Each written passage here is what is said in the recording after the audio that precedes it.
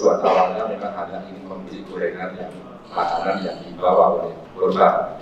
Tetapi saat berempat ini berpisah, kemudian hanya satu orang yaitu tersangka ini akan kami kembangkan juga di dalam pendalaman ini. Apa yang menjadi motif? Memang tidak mudah mencari informasi yang akurat motifnya apa. Tapi dari pengakuan sementara tersangka, memang niat untuk memperkosa itu muncul saat itu.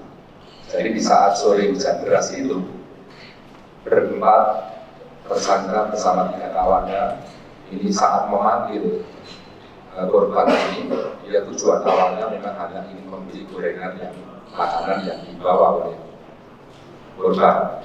Tetapi saat berempat ini berpisah, kemudian hanya satu orang yaitu tersangka ini menyangkut di jarak kurang lebih 200 meter.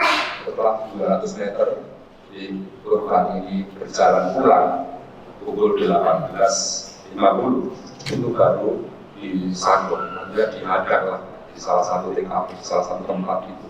Tujuannya untuk apa? Memperkosa.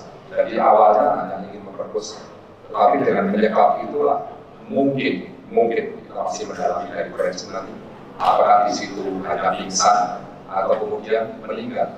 Karena tersangka pun tidak tahu. Yang pasti melihat saat 6 menit disekap itu loh, pernapasannya itu kemudian tidak sadarkan diri, kemudian baru diseret ke atas 300 meter baru diperkosa di situ, diikat tangannya, kakinya seperti itu. Ya. Jadi kalau misalnya ada informasi di awal, itu pastinya juga akan kami dalam. Apakah ada cinta ditolak dan sebagainya, itu tentunya bagian dari informasi yang kami teliti nanti, apakah ada korelasinya dengan itu. Kesimpulannya dari pertanyaan ini kami masih menjawab dengan realitas jawaban dari tersangka bahwa yang bersangkutan hanya ingin memperkosa, bahkan tidak ada niat ingin membunuh.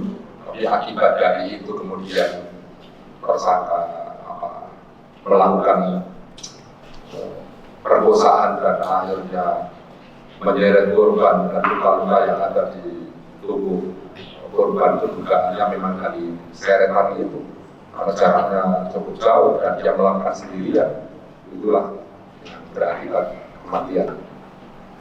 Sementara informasinya seperti itu.